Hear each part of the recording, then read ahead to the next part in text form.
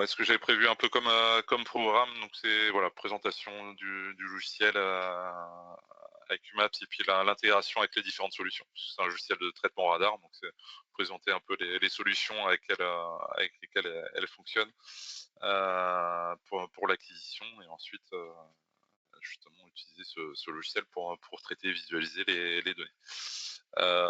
Et puis après, je vais montrer en direct sur le logiciel un peu l'environnement de travail, le flux, comment ça se passe, les différentes étapes en gros pour traiter les données, que ce soit avec du géoradar 2D, typiquement l'Opera XR ou le Chaser XR, là, les nouveaux radars de chez IDS en 2D ou les géoradars 3D, la famille Stream. Donc la famille Stream, on a plusieurs modèles également qui vont pouvoir être intégrés sur cette plateforme. Et puis après, également un petit passage sur le module d'intelligence artificielle. Donc en fait, ils ont intégré un module d'intelligence artificielle qui s'appelle AIMAPS sur ce logiciel de traitement qui va permettre justement d'interpréter les données et d'aider à l'interprétation et de sortir directement un pointé en gros sans vraiment d'intervention de l'opérateur. Donc c'est une autre façon, je dirais, d'envisager le travail des données géoradar, puisque là on fait confiance à l'intelligence artificielle pour ressortir les données. Et puis après, le but, c'est exporter les données et puis sous différents formats pour pouvoir sortir ce qu'on veut en termes de rapport. Donc voilà un peu le cheminement pour ce webinaire. Du coup, je vais commencer. Je vais commencer déjà par me présenter pour ceux qui me connaissent pas forcément. Donc moi, Ben Manuel, je suis gérant de la société Astelog. Ça fait depuis 2016 que j'ai créé l'entreprise. Je suis basé en Bretagne, à côté de Rennes. Donc je suis spécialisé dans tout ce qui est fourniture de matériel de détection, que ce soit pour l'imagerie des sols ou des structures. Ça fait plus d'une quinzaine d'années maintenant que je travaille sur la géophysique et le géoradar en particulier. Et du coup, je fais tout ce qui est vente, formation, location et maintenant sur ce matériel-là. Et du coup, je suis aussi agréé centre de réparation par IDS. Hop, alors j'ai juste une question. Donc, est-ce qu'il y aura un enregistrement? Moi, j'ai pas précisé. Il y a l'enregistrement qui va être fait hein, de la vidéo, et puis j'essaierai de la mettre après sur ma chaîne YouTube. Voilà, ou sous un autre format. Enfin, je verrai, mais voilà, il y a un enregistrement qui est fait qui pourra être communiqué après. Hop. Donc, en niveau des solutions que je distribue, voilà, on a différents fournisseurs de matériel, que ce soit pour la topographie, GPS, détection de réseau, géophysique, et puis aussi tout ce qui est carnet de terrain. Et puis du coup, pour la partie géoradar, je travaille avec IDS. Donc, hop, je vais passer à la slide.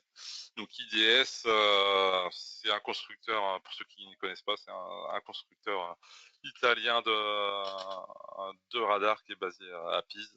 Ils sont un peu précurseurs sur tout ce qui est radar 3D, puisque le premier radar multi-antenne a été développé en début des années 90, en 1991, pour des problématiques justement de détection de réseau, de fibre optique. C'est vraiment un groupe qui a été précurseur sur ce domaine-là. Et puis à l'heure actuelle, en gros, on a plusieurs produits en gros euh, qui existent chez IDS. Donc soit des radars 3D, donc ce que je disais, la famille Stream, donc c'est les modèles qui sont hop, le pointeur. Voilà, c'est pas ça que je voulais faire. Hop, curseur, c'est mieux. Les radars 3D, donc le Stream Up et le Stream DP, qui sont des radars soit tractés ou manuels pour la cartographie du sol. Donc c'est des multi-antennes. Le Stream DP, il y a 30 antennes. Le Stream Up, à peu près pareil, mais qui va être en tracté. avec différentes fréquences. Enfin, voilà. Après, je vous laisse me contacter si vous voulez plus de détails sur ce système-là. Et puis, on a aussi le tout nouveau Opera XR là, qui vient de sortir la semaine dernière. Donc, nouvelle génération d'antennes avec un système compact qui est plutôt dédié à la détection de réseau. Voilà un peu sur cette gamme-là. Et puis, l'autre point aussi sur IDS, donc ils ont rejoint le groupe Hexagone en 2016. Donc, le groupe Hexagone, c'est bah, le même groupe que Leica, enfin voilà, différentes solutions. L'intérêt, en gros, pour IDS et puis pour les utilisateurs de GeoRadar IDS, c'est justement de pouvoir faire des solutions globales avec l'intégration des différentes solutions. Et justement aujourd'hui, donc je suis accompagné de Christophe Seressec qui co-présente avec moi le webinaire. Donc Christophe Seressec qui est le responsable détection chez Leica Hexagone.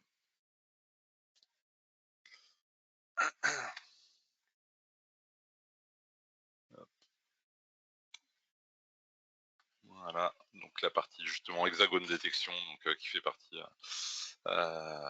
du groupe Leica IDS, et puis du coup moi qui suis partenaire, distributeur en gros des solutions sur la France de toute la gamme de matériel qui est proposée par IDS, que ce soit tous les géoradars, que ce soit pour les structures, le sol ou l'interférométrie radar. Voilà pour la petite présentation. Maintenant, place donc au logiciel IQ Maps. Donc IQ Maps, c'est ce que je disais, une plateforme de traitement de données radar. Hop, je vais passer. Donc déjà, petit point, on va dire en méthodologie pour l'acquisition. C'est un logiciel de traitement, généralement pour faire des cartes d'anomalies, enfin voilà, de détection radar. Et du coup, en fait, pour que ces cartes sortent correctement, il faut un positionnement précis. Donc ça, c'est juste un petit point que je voulais bien préciser sur ces données-là, donc surtout avec des radars qui vont être entractés. On a vraiment une grosse importance sur le positionnement. Donc pour ça, pour avoir des positionnements précis, on peut faire des quadrillages. Donc ça va plutôt être pour les radars mono-antennes, comme l'Opera XR ou le Chaser. Mais on peut aussi utiliser des solutions de positionnement, donc des GPS ou des stations robotisées. Pour le stream-up, on a même une centrale inertielle qui vient du groupe Hexagone, justement, qui permet de garder un positionnement précis en toutes conditions. Voilà, donc c'est le petit point. Déjà, pour que les données radar puissent être traitées correctement, il faut déjà que l'acquisition soit correcte, et notamment le positionnement. Le principe de visualisation 3D, en gros, on fait un quadrillage, donc ce que je disais de la zone. Alors, soit un quadrillage, soit des passages dans un seul sens pour les systèmes de cartographie 3D. Ensuite, ces radarogrammes-là, ils vont être référencés, donc ce que je disais, par les solutions de positionnement. Et ensuite, le logiciel, lui, il va combiner ces données-là, faire de l'interpolation et pouvoir extraire les anomalies, en gros, en 3D. Donc ça, c'est le cheminement. Pour ceux qui n'ont jamais utilisé de logiciel de traitement, c'est un peu le cheminement qu'on va voir avec ces différentes solutions radar de traitement. Pour IQ Maps, donc c'est un logiciel qui est sous Windows. Donc c'est un logiciel de post-traitement. On a différents termes de licences d'utilisation. On va avoir différentes possibilités d'utilisation, que ce soit des licences à la semaine, à l'année ou en perpétuel. L'interface est plutôt conviviale, un flux de travail qui va être optimisé aussi pour l'utilisation. C'est un logiciel qui a été développé quand même il y a 2-3 ans. Donc voilà, ça permet de profiter des dernières avancées en termes d'ergonomie. Il n'y a pas de limite de données en termes de traitement. Et puis le temps de calcul va être fortement réduit par rapport à d'anciens logiciels qui est notamment qui étaient développés par IDS aussi, ou par d'autres fournisseurs de logiciels. Là, le traitement se fait quasiment en temps réel avec l'affichage, de la visualisation qui se fait, en temps réel après traitement. Donc, on gagne énormément de temps là sur le logiciel-là, mais tout ça, je vais vous le montrer après directement sur un partie du logiciel. Et après, donc on va avoir mode de visualisation, soit en 2D, soit en 3D. On va pouvoir pointer les cibles, que ce soit des polygons, des surfaces, enfin, différentes fonctionnalités pour pouvoir traiter ces données. On va pouvoir intégrer des fonds de plan sous différents formats graphiques. Donc, les principaux, ça va être DXF, Shape, KML. Donc, avoir des fichiers vectoriels qu'on va pouvoir intégrer en arrière-plan et pouvoir nous aider à interpréter les données. La visualisation en simultané, l'autre point important, c'est que ouais, sur ce logiciel-là, on peut visualiser en simultané les données de multiformat. C'est-à-dire qu'on ait fait une acquisition avec le stream, avec l'Opéra, avec les anciennes solutions également comme l'iMode. On peut tout intégrer sur le même écran et du coup avoir une visualisation globale de la zone qu'on a acquise.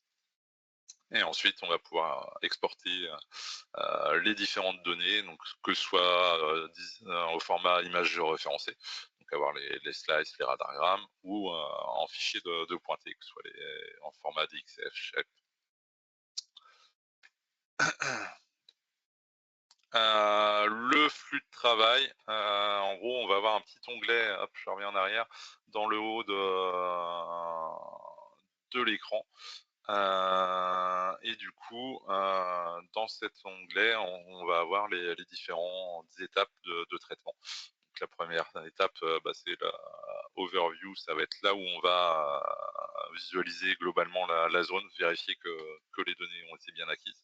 Ensuite, trajectoire editor, c'est là où on va pouvoir corriger les trajectoires, parce que les solutions de positionnement, c'est pareil, on peut avoir des petites erreurs, et du coup, ça permet de corriger, notamment avec le StreamUp, c'est là où on peut intégrer des trajectoires externes, comme la centrale inertielle.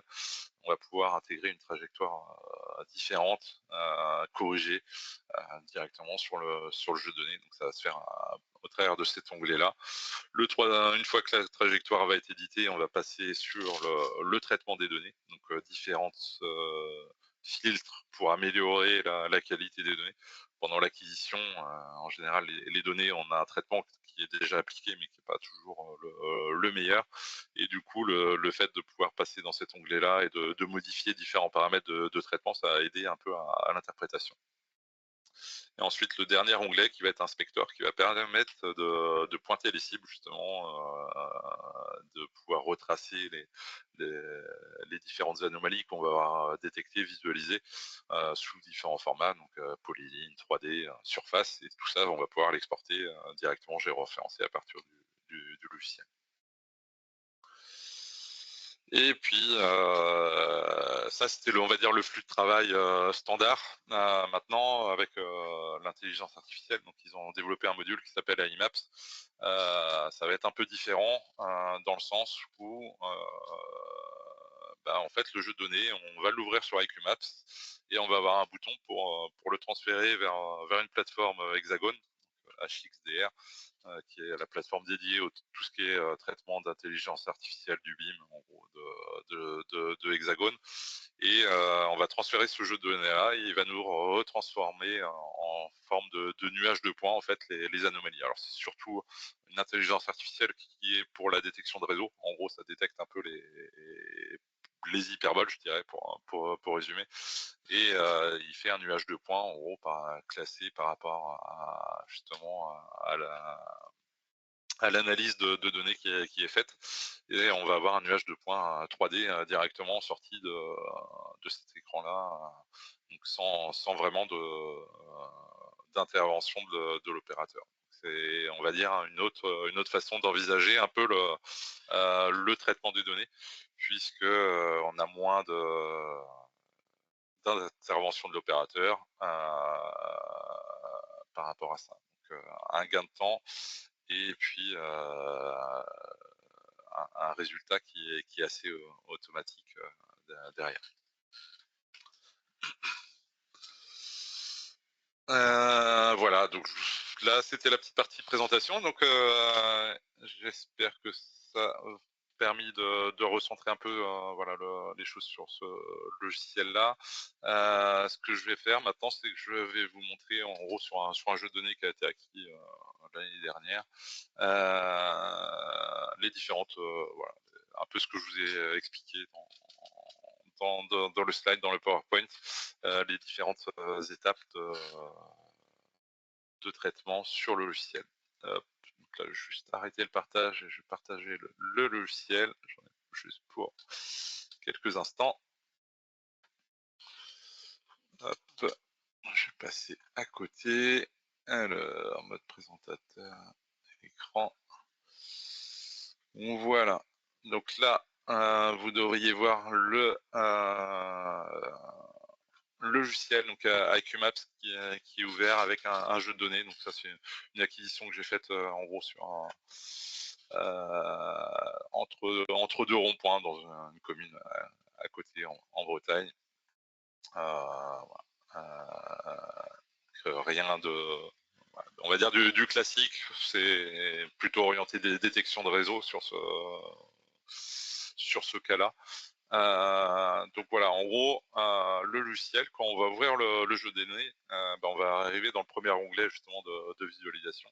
Et c'est ce qui va nous permettre de visualiser en gros qu'on a bien couvert la zone. Donc on va avoir les traits bleus qui représentent un peu nos passages, avec la largeur du trait bleu qui fait la largeur de l'acquisition de l'antenne radar. Ça permet de vérifier, voilà, comme là, qu'on n'ait pas un petit trou dans l'acquisition, qu'on a bien couvert les données. C'est direct. Dès qu'on l'ouvre, on a cette visualisation-là. Je peux, donc là, vous voyez, je ne sais pas si vous arrivez à voir, on a des petits traits rouges et jaunes ici. C'est des fichiers que j'ai intégrés, des fichiers shape que j'avais sur le secteur. Donc, on va pouvoir intégrer en bas à gauche, on a l'onglet Layers, où je vais pouvoir aller chercher des différents fichiers d'arrière-plan. Donc des KML, DXF, Shape, voilà, différents formats de fichiers et qui vont pouvoir s'intégrer. Et après, je vais pouvoir, ces différents fichiers, en fait, leur attribuer une couleur. Hop, je peux changer ici différentes couleurs. Je vais remettre hop, comme ça. Et puis aussi les afficher ou les masquer comme je souhaite pour bien visualiser mes données. Donc ça c'est pour les fonds d'écran. Donc j'ai le fond d'écran Google Earth, je peux changer aussi pour du Google Maps. Enfin voilà, différents fournisseurs de données géographiques. Donc, différents choix comme ça en arrière-plan. Voilà, donc ça c'est pour on va dire les données externes. Et puis après pour les données radar, donc j'ai sur la partie à gauche une petite arborescence où je vais avoir mes différentes données radar. Donc là, sur ce jeu de données-là, en gros, pour essayer d'expliquer un peu cette zone-là, hop, j'ai 3 jeux de données. En gros, entre les deux ronds-points, ici, c'est une zone qui a été acquise avec le StreamUp, donc en tracté, justement pour couvrir rapidement, hop, voilà, on a entre les deux ronds-points la zone qui a été faite avec le StreamUp, une zone qui a été faite avec le StreamDP. Donc là, il suffit que je clique sur les petits yeux en fait dans les arborescences et je peux afficher ou masquer ce que je souhaite. Une acquisition qui a été faite avec le StreamDP et puis j'ai complété par quelques profils aussi, là où vous pouvez pas trop passer avec l'encombrement des autres systèmes. Et puis c'était pour faire un petit essai aussi avec l'Opéra, donc radar mono-antenne, sur cette même zone. Donc sur la même zone, en gros, ici, je vais avoir en même temps visualiser les données Opera, StreamUp, StreamDP sur ces données-là. Et donc voilà, sur l'arborescence, je vais revenir à ce niveau-là. Déjà sur les antennes, je peux avoir différentes fréquences. Donc je peux après dans la visualisation lui dire quelle fréquence de quel système je veux visualiser en même temps. Donc là, par exemple, je vais mettre toutes les 600 MHz, parce que les différents systèmes avaient une antenne 600 MHz, mais sinon je vois que là, par exemple, le StreamUp, j'avais de la 200, l'Opera Duo, j'ai de la 200 aussi. Donc je peux mettre, voilà, choisir comme ça, sélectionner ce que je vais pouvoir visualiser en fonction des fréquences sur mon jeu de données globales. Et puis après, c'est pareil, chaque arborescence, je vais avoir tous mes fichiers. Donc quand je clique dessus, je vais avoir le profil, en gros la trajectoire qui a été effectuée pour chaque profil qui s'affiche en orange, encadré en orange, ici. Donc, donc là, toute la navigation aussi, ça se fait avec la souris. Donc la molette pour zoomer, dézoomer, bouton, enfin voilà, des choses assez classiques pour ces logiciels-là. Voilà un peu pour la présentation de l'ergonomie du logiciel. Donc là, j'étais dans le mode de visualisation globale. Je peux aller dans l'onglet trajectory, et c'est là où je vais pouvoir visualiser ou modifier un peu mes trajectoires. Donc, tous les petits triangles, en gros, c'est une couleur, et j'ai la légende en bas à gauche qui m'indique en gros comment ont été traitées ces données-là, si elles ont été filtrées. C'est-à-dire que sur la partie droite de l'écran, ici, je vais avoir différents filtres sur mes données de trajectoire pour modifier et corriger un peu voilà, si j'ai eu un petit saut GPS, par exemple, je vais pouvoir supprimer quelques points, et puis lui, il va me réinterpoler les trajectoires entre ces différents points pour essayer d'avoir quelque chose de cohérent sur toute la surface. Bon, là, sur ce jeu de données-là, j'ai pas forcément eu de soucis particuliers. Si je suis avec celui-là, si là on voit, il y a eu un petit saut au niveau des données radar. Hop, donc c'est en bleu clair. Ça va être l'angle.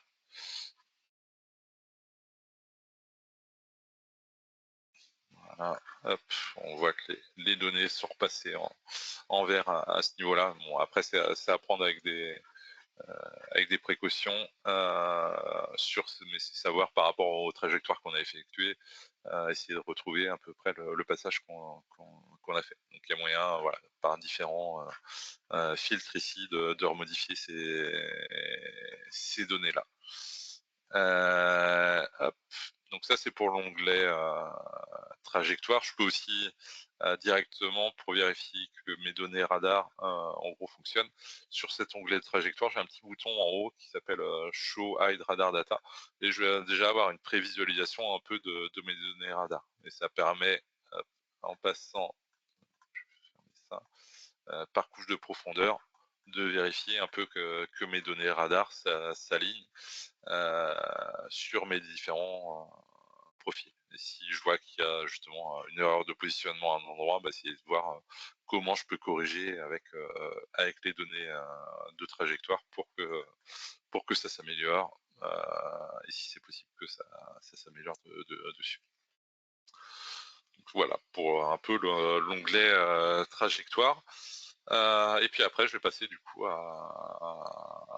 directement au traitement des données. Donc je vais dans le troisième onglet qui s'appelle Processing Editor.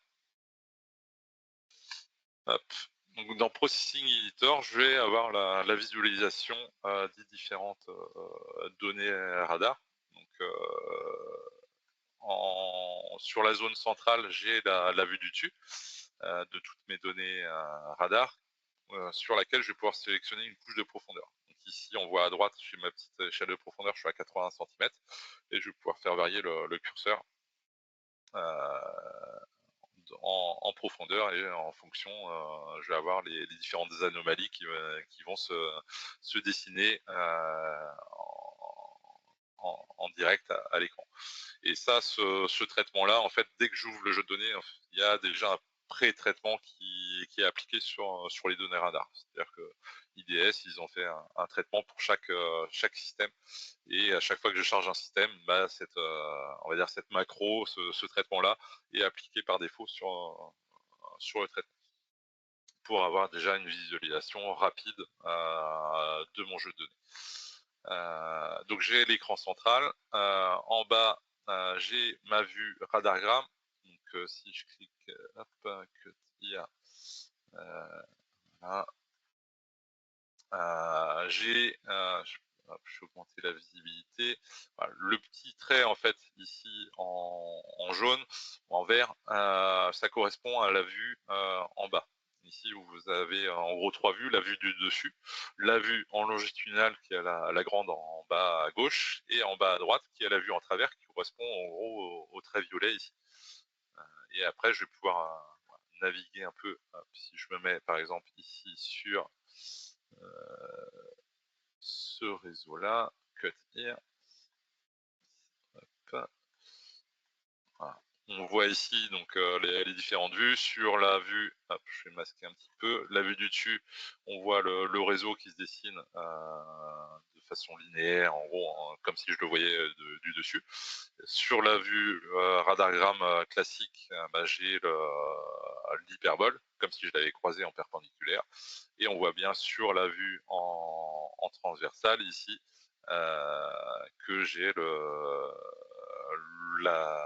l'altimétrie en gros du réseau avec un trait horizontal qui suit tout le profil en travers de mes différents passages. Donc on va avoir ici ces différentes visualisations-là. Et les trois vues sont synchronisées. C'est-à-dire que si je clique à un endroit sur le radargramme, hop, là par exemple je vois une hyperbole sur le radargramme, je fais cut here, pas forcément le réseau, mauvais choix, hop, je vais actualiser par ici, je vais changer de profondeur, hop, voilà, si je clique à ce niveau-là, je fais cut here et on voit bien que ça correspond en gros à une hyperbole sur mon radargramme, et pareil, un trait en travers qui traverse mes différents passages euh, sur le profil en travers. Donc ça, je vais pouvoir soit faire un clic droit et puis faire cut here, soit après, je peux aussi, avec la souris, me déplacer dans les vues, et puis il va me défiler en gros mes différents passages au fur et à mesure. Quand maintenant, en gros, le bouton droit de la souris, je peux comme ça naviguer dans mes différents passages et bien vérifier le positionnement de mes différentes cibles. Donc ça, c'est un peu pour la visualisation. Ça, pour que cette visualisation-là, je l'ai à l'écran, il y a eu différents traitements. Ce que j'ai parlé un peu, ce logiciel-là, c'est un logiciel de traitement. Et donc sur la partie droite ici de l'écran, on a tout ce qui est en traitement appliqué aux différents écrans. Si je ferme, ici j'ai trois lignes, channel, cross et def, et ça correspond en fait au traitement qui va être appliqué sur chaque vue. Donc channel, c'est la vue radargramme classique, cross, c'est la vue en croisée, et def, la vue en profondeur. Et du coup, pour chaque vue, j'ai un petit bloc-notes, et quand je clique dessus, je vais afficher les différents traitements qui ont été appliqués dessus.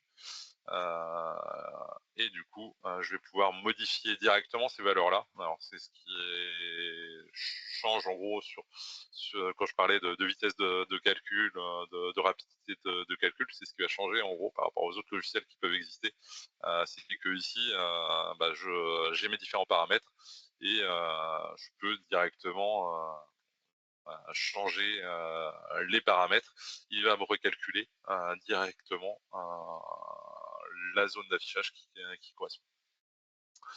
Hop, je vais réactiver, parce que là j'ai affiché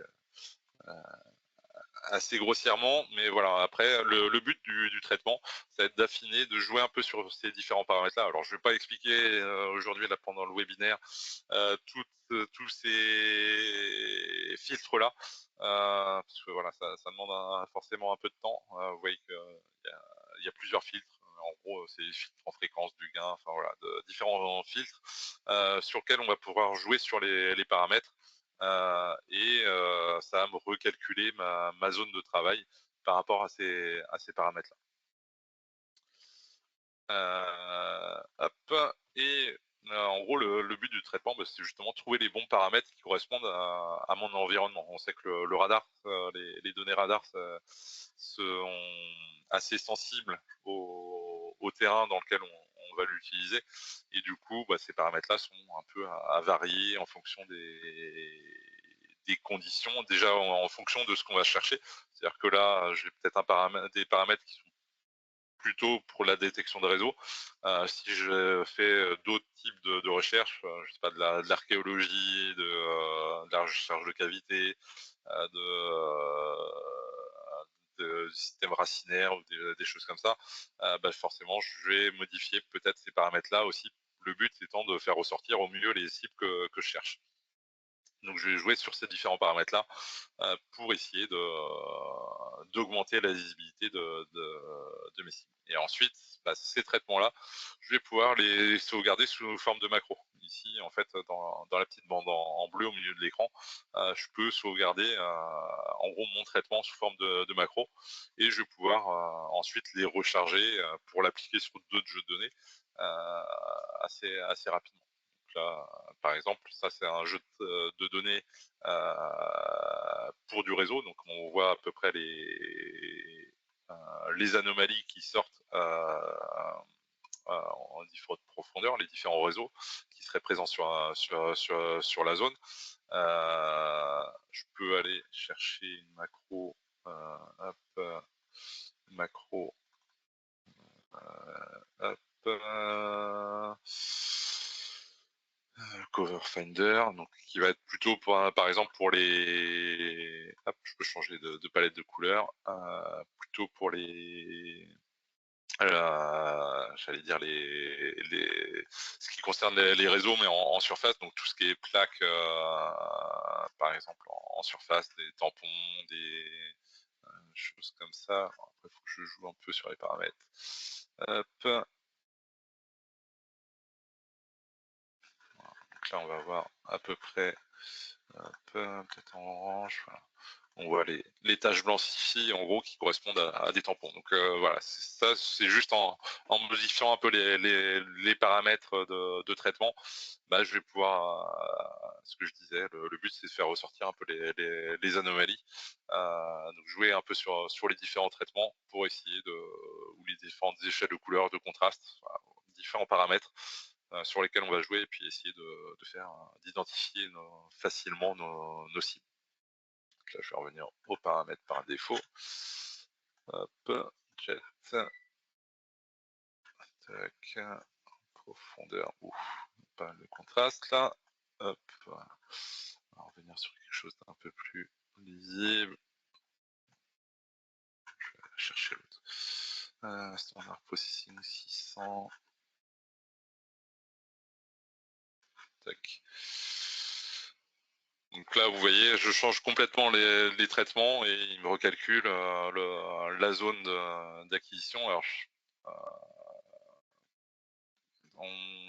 quand on regarde précisément, en fait, il calcule la zone d'affichage. Si je vais un peu plus loin, vous voyez que en fait, il va calculer au fur et à mesure en fait que je me déplace. Donc c'est cette méthode-là en fait qui permet justement de traiter rapidement notre jeu de données et du coup de pas non plus être limité en termes de volume.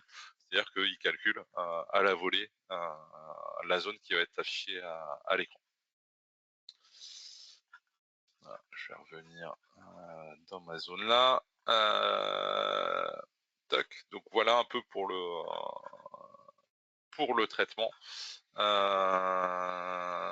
Et ensuite, bah, le but, ça va être un peu de pointer les cibles sur les différentes vues. Donc là, je vais aller dans l'onglet Inspecteur ici en haut à droite.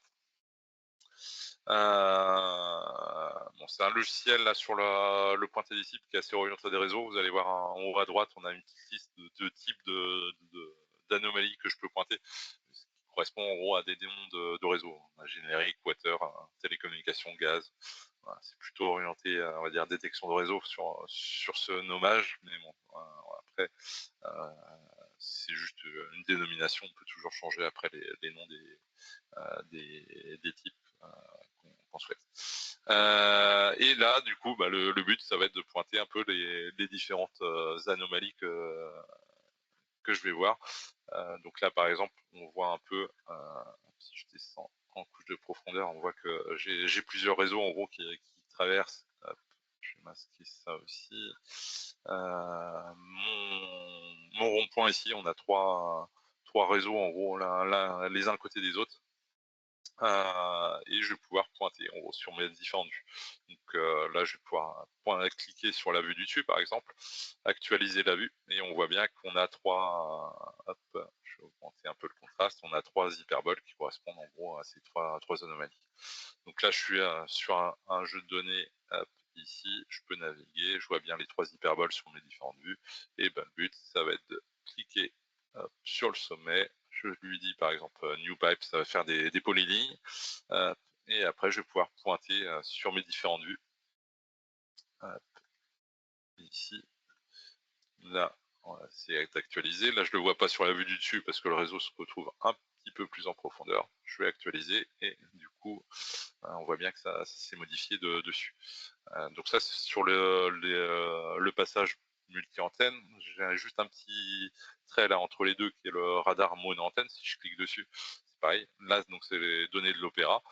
Je peux cliquer également dessus. Hop, voilà, sur le sommet de l'hyperbole. Donc je peux vraiment cliquer sur n'importe quel jeu de données à la volée comme ça et pouvoir suivre. Voilà, là, on a le jeu de données ici. Tac. Tac, là, on a un peu moins de lecture parce qu'il doit aller un peu plus en profondeur, où la structure de la chaussée est un peu différente, et puis du coup on le perd un petit peu. Hop, et après je peux aller aussi de l'autre côté, hop, avec la lecture ici.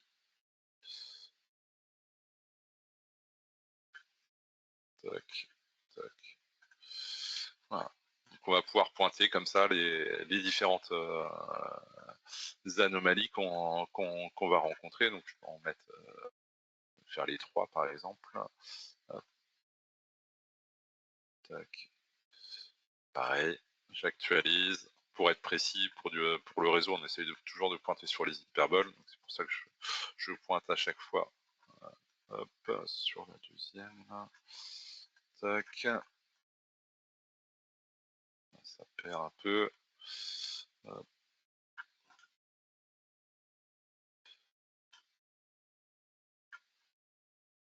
Hop. Je peux passer sur l'autre côté.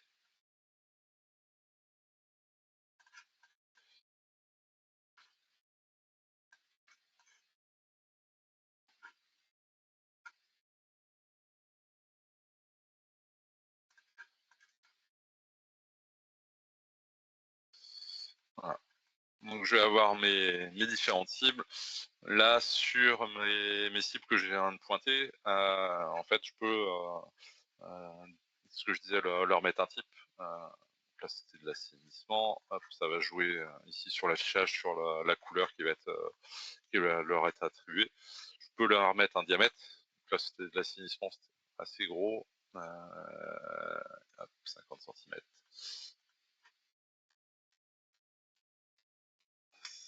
50. Tac. 50. Voilà. Donc en gros, là, ça me les affiche un peu comme des tubes en 3D. Justement, sur cette visualisation, je peux afficher un peu la vue passer de vue 2D, hein, donc ce que j'ai classique en vue du dessus, en vue un peu 3D, 3D isométrique. Je vais cliquer sur le bouton en haut à gauche. Ah, voilà. Les aléas du direct. Hop. Je vais rouvrir. Donc, petite sortie logicielle. Bon, ça, entre le partage d'écran, le logiciel, des fois, ça peut arriver. Ça demande un petit peu de ressources. Bon, là, je travaille en plus sur un ordinateur portable, donc ça peut arriver. Donc le jeu de données, GPRData, AcuMaps.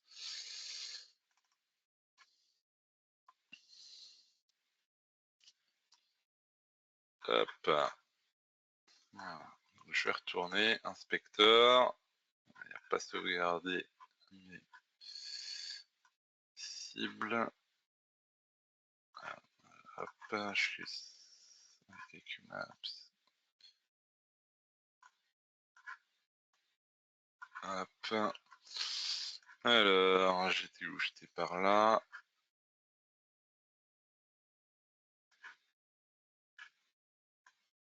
Tac, tac. J'ai quoi si c'est bon ça? Tac. Voilà. Si ça sort. Hop, allez, on recommence. New pipe, je vais aller un peu plus vite. Hop.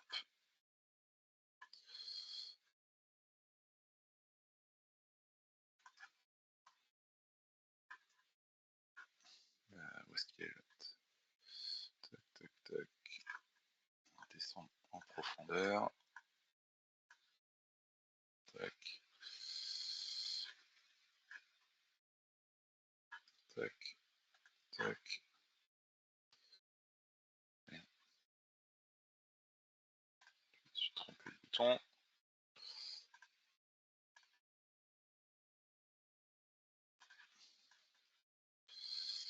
Tac, le deuxième.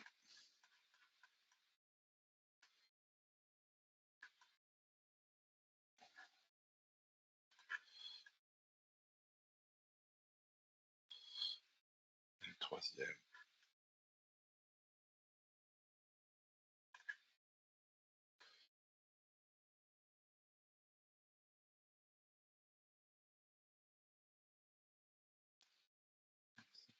Pas. Hop, le troisième.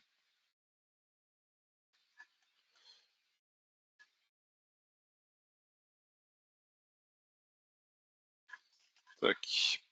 Et on va les mettre pareil. Soit. Celui-là. Celui-là. Tac. Et le diamètre. 50.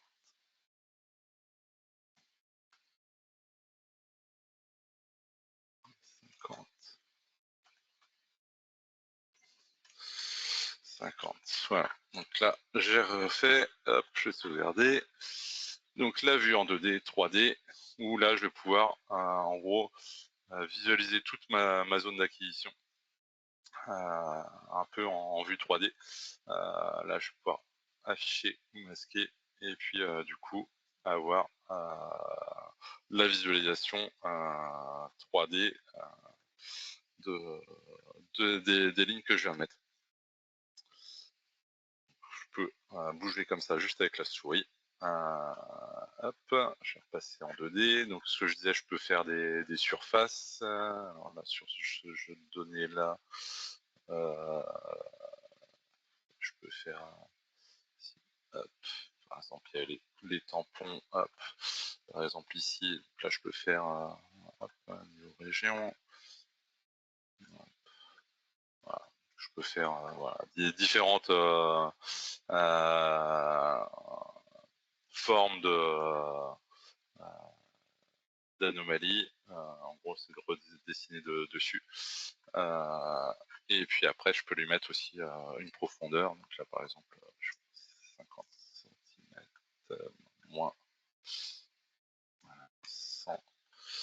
Tac. Et du coup, si je les repasse en 3D, on va bien avoir voilà, mon volume qui s'affiche. Si je fais moins 200, ça va s'afficher en direct à l'écran. Et on va voir comme ça la visualisation un peu des différentes anomalies sur cette vue-là. Et après, je peux m'afficher ou masquer un peu l'arrière-plan Google. Enfin voilà, différentes façons de procéder sur la visualisation. Et une fois que tout ça, bah, c'est pointé, bah, je vais pouvoir exporter. Donc là, c'est avec le but, là, bah, ça va être de pointer toutes les cibles, un peu comme ce que je viens de faire ici, juste sur le petit rond-point. Bah, ça va être de reprendre ça et de naviguer dans toute la zone, et à chaque fois qu'on voit des anomalies, de redessiner dessus. Et ensuite, je vais pouvoir exporter. Donc là, je vais aller dans le menu export en haut à gauche, où je vais pouvoir exporter mes données. Donc soit les features, donc les features, c'est les cibles que je viens de pointer. Donc là, par exemple, les 3 réseaux, la surface. Et je vais pouvoir l'exporter dans différents formats. Donc pareil, shapefile, DXF. Ensuite, je vais choisir le format de coordonnées. Donc on va avoir différents formats de coordonnées si c'est référencé. Je vais, par exemple, CC 48, RGF 93, je choisis, je fais export, et du coup il va m'exporter ça dans le format qui correspond. Ça, je vais pouvoir, si je vais faire un export, on va voir après. Donc ça, c'est pour les cibles. Je peux exporter les vues, la tomographie, donc pour le projet ou juste pour une vue sélectionnée. Donc en gros, je peux faire pour tout le projet, et du coup lui dire le format de fichier, donc du TIFF qui va être géoréférencé aussi. C'est pour ça que j'ai un onglet géoréférencement en dessous. Et puis soit faire juste une coupe à une profondeur, ou lui dire par exemple ici une coupe de 0 à 6,59 m avec un pas tous les centimètres. Donc tous les centimètres, je vais avoir une image qui va sortir géoréférencée de l'ensemble de ma zone. Ça c'est pour les slices, et ensuite je peux exporter aussi mes données en format, donc mes radargrammes, sous forme d'image. Voilà un peu sur les différents formats d'export qu'on va avoir pour du traitement classique avec Maps. Maintenant, je vais vous montrer ce que ça donne avec le module d'intelligence artificielle qui s'appelle Emaps. Donc en bas à gauche, là j'ai petite fenêtre où c'est marqué Emaps avec un petit bouton, et là du coup quand je vais l'activer, donc là le jeu de données je l'ai déjà transféré en fait sur la plateforme Hexagon. Pour le webinaire, ça aurait pris un peu de temps de transférer, parce qu'en gros on transfère tout le jeu de données sur la plateforme, et il nous renvoie, la plateforme va renvoyer l'interprétation qui a été faite par l'intelligence artificielle. Donc, ça demande un peu de temps, donc c'est pour ça que là je l'ai préparé en amont. J'ai envoyé ce jeu de données là. Donc en gros ça se fait juste en cliquant sur les petites icônes là où on a un petit nuage. C'est ce qui nous permet de transférer sur le cloud les données. Donc là je vais cliquer sur le bouton, et je vais passer en mode d'affichage des différentes données. Je vais masquer un petit peu pour qu'on voit un peu mieux.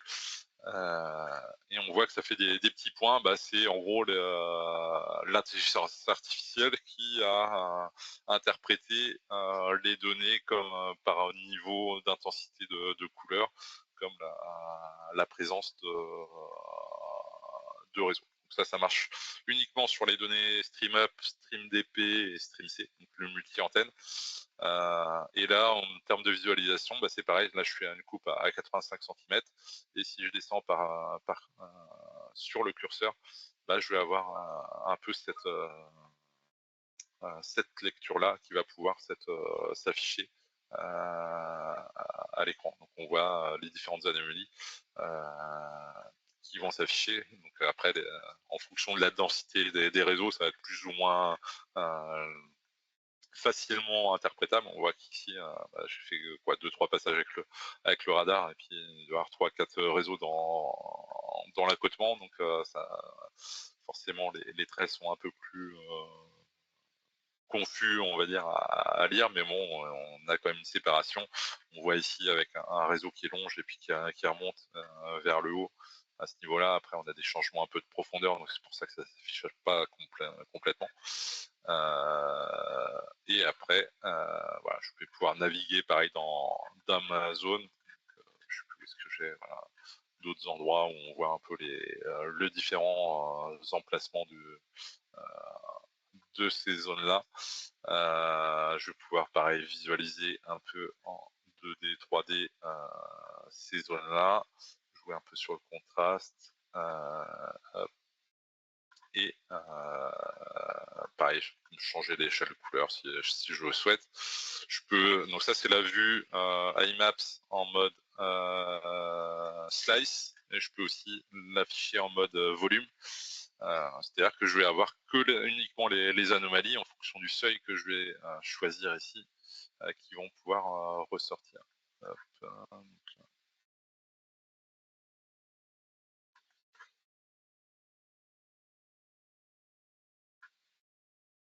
non, ça joue plus. Tac. Alors, jet. Voilà. Pour avoir les différentes anomalies qui vont sortir comme ça. Hop. Et si je me mets en 3D, hop, on va avoir un peu, comme là on voit un peu que celui-là qui passe en travers et au niveau des points passe légèrement au-dessus. C'est plutôt un réseau autre, alors que là on va voir que sur les réseaux ça va se rejoindre. Après il y a des petites coupures, mais ça c'est dû au fait que je suis pas passé forcément de la couverture ici de mes données radar. On voit ici ça fait un trou, donc je suis pas passé avec mon radar à cet endroit. Voilà, s'il faut passer partout, le radar ça voit que ce qu'il y a sous l'antenne, donc si je suis pas passé, je vais pas pouvoir visualiser les données. Donc voilà un peu sur ce mode-là de visualisation. Hop, je vais changer un peu le seuil. Hop, de données. Donc voilà, en gros, le module d'intelligence artificielle va permettre de sortir directement sur le nuage de points. Donc ça peut être très bien pour, par exemple, pour de la détection de réseau, pour travaux de préparation, savoir un peu la densité de réseau. On a déjà une visualisation assez globale des différentes traversées, des différents réseaux présents sur la zone, assez, assez rapidement, juste en passant dans cette plateforme. Je sais pas le...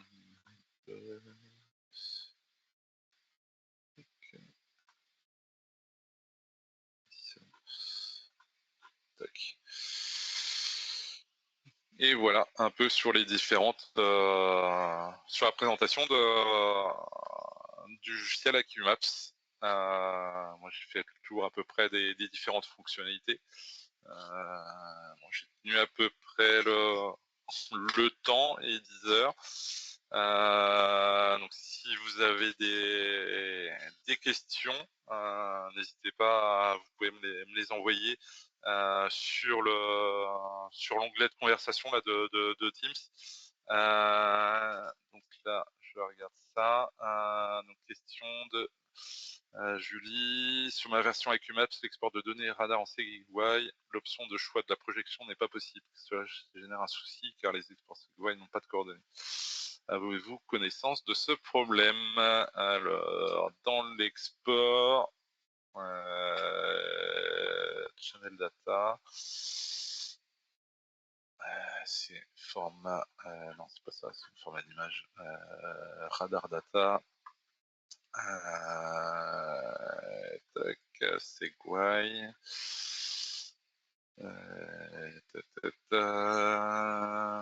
donc là, ouais, a priori on peut pas choisir le format de coordonnées, non pas de coordonnées.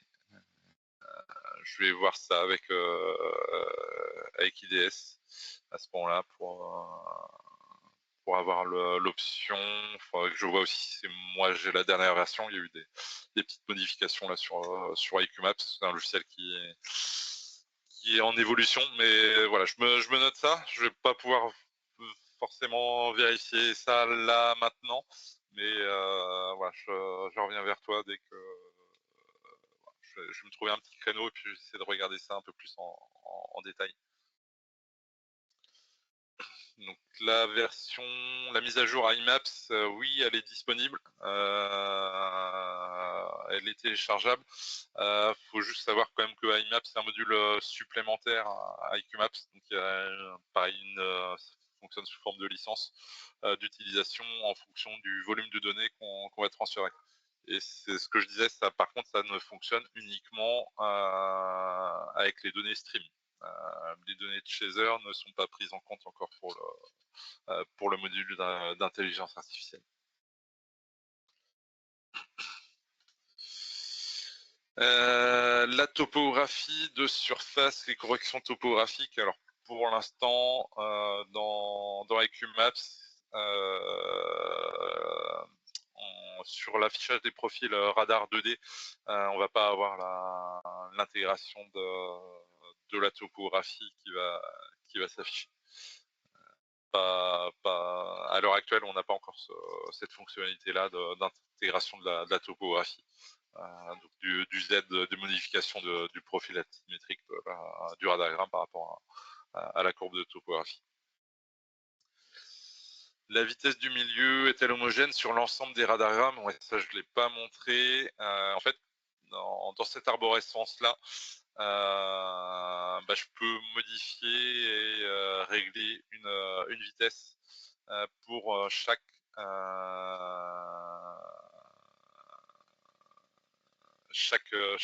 arborescence. Donc, je peux régler la vitesse ici pour chaque arborescence. Donc c'est en gros pour pouvoir séparer et traiter chaque terrain différemment. Il faut que pendant l'acquisition, je lui dise que je vais faire une autre arborescence. C'est-à-dire que pendant l'acquisition, je lui dis je fais une autre arborescence et en traitement, je vais pouvoir du coup appliquer des vitesses séparées pour chaque arborescence. Voilà, réponse de question de Pierre. Cromer, quel est l'offset utilisé avec le stream DP? Alors, j'ai juste une petite question. Qu'est-ce que tu entends par offset? La distance entre voies de mesure? Hop, j'attends en train d'écrire.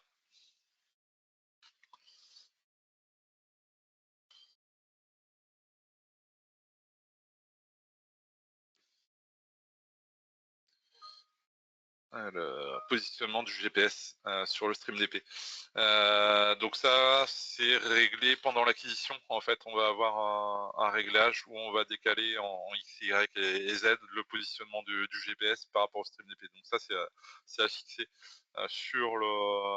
pendant l'acquisition, que ce soit la hauteur ou si l'antenne n'est pas centrée par rapport à... là, on est sur du multi-antenne, donc forcément, on est obligé dans tous les cas, on aura un offset par au moins un des canaux d'acquisition du radar.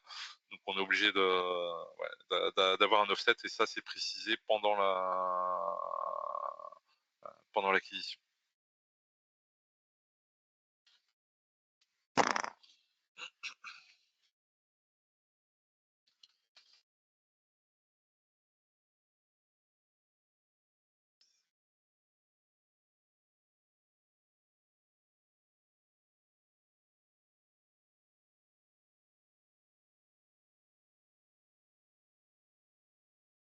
Alors,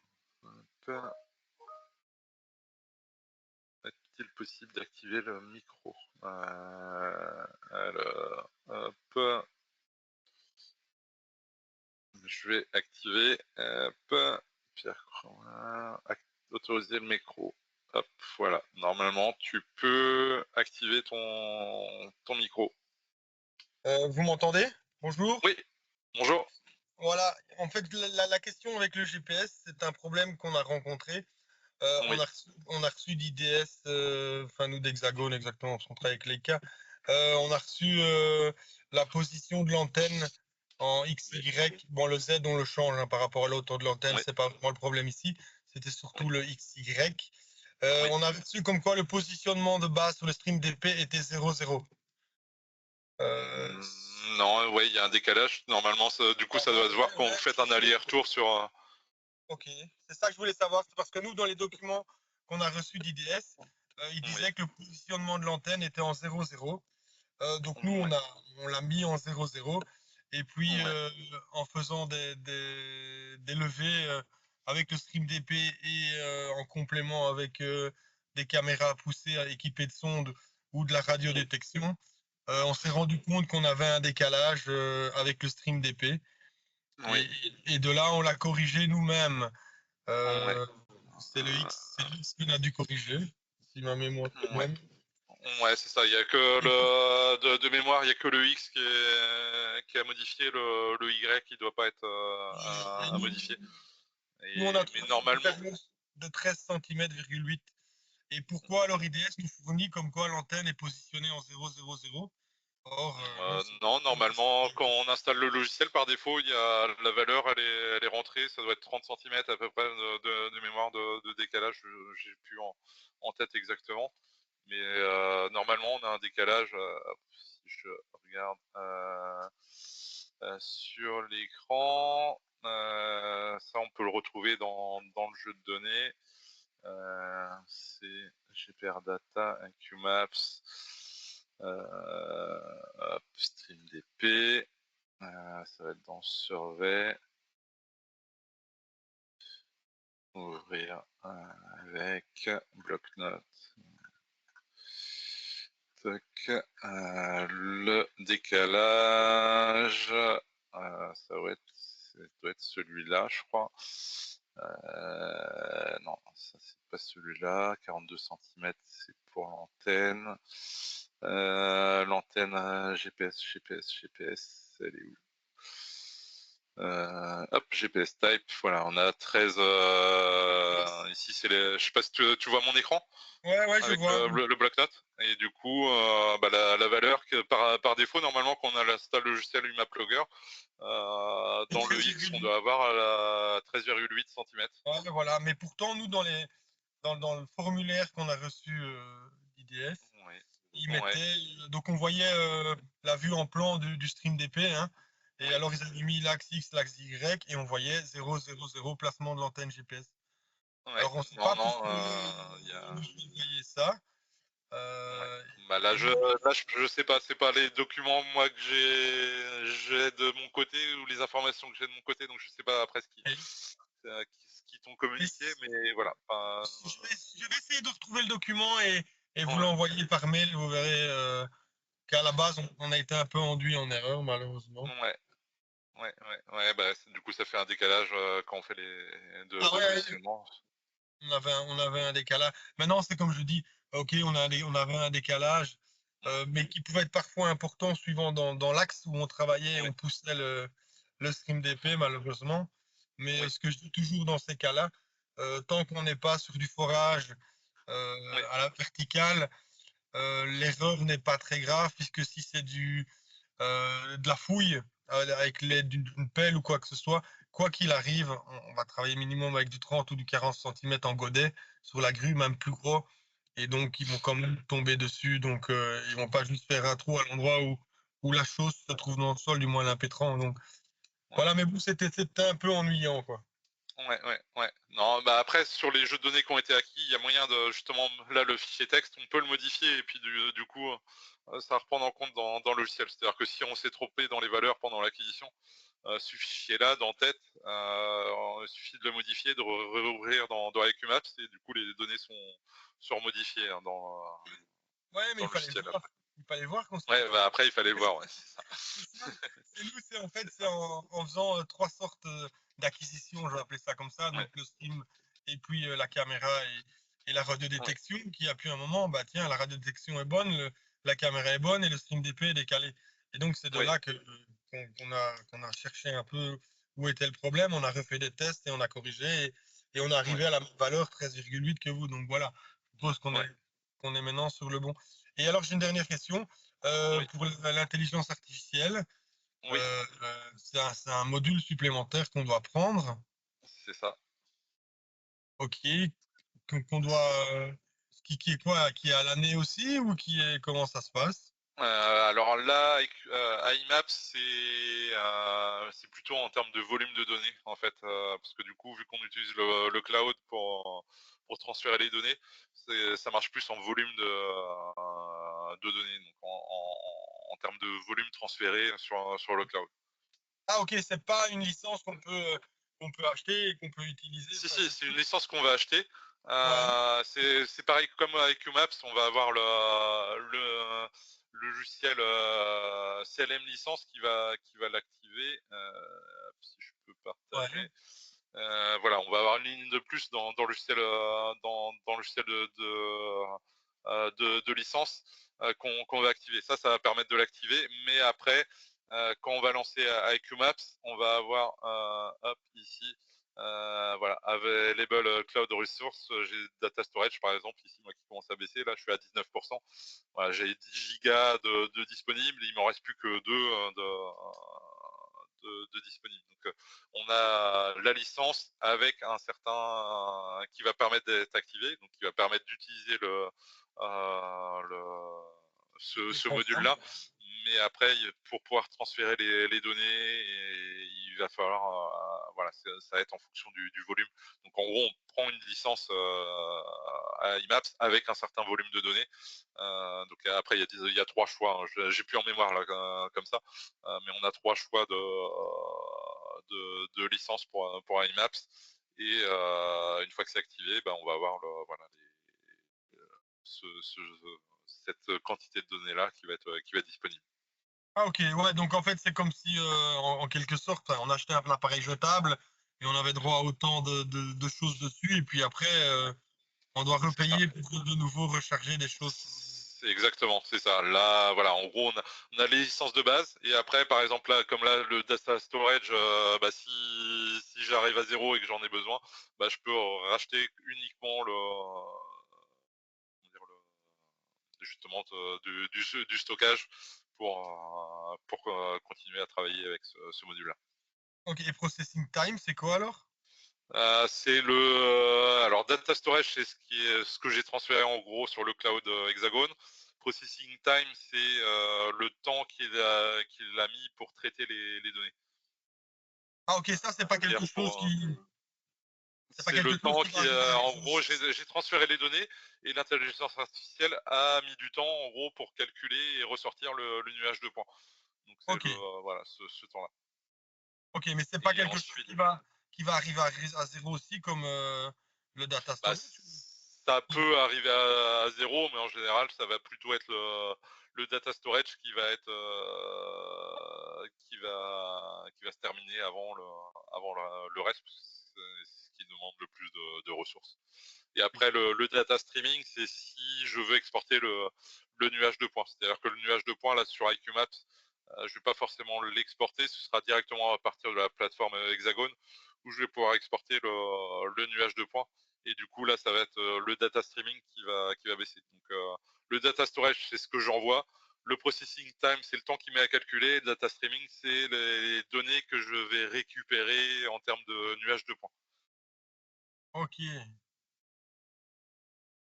ok, ok, ok, super, parfait. Je connaissais pas du tout ce programme-là. Ouais, bah là, ils ont en fait réactualisé ce module-là depuis un mois, 2 mois, avec un nouvel apprentissage en fait pour la détection de réseau. Ils ont refait voilà, ils l'ont remis à jour complètement il y a ouais, 1 ou 2 mois. Ok, parfait, super, merci pour les renseignements. Voilà. Euh, eh bien, hop, je vais arrêter le partage. Hop. Donc si il n'y a plus de questions, bah, du coup, je vais finir avec ça sur ce webinaire. J'espère que ça a convenu à tout le monde. Ce que je disais, de toute façon, là, j'ai fait un enregistrement et du coup, après le diffuser, je vous renverrai un lien après une fois que ce sera fait. Voilà, merci à tous d'avoir participé et puis bah, je vous souhaite une bonne fin de journée.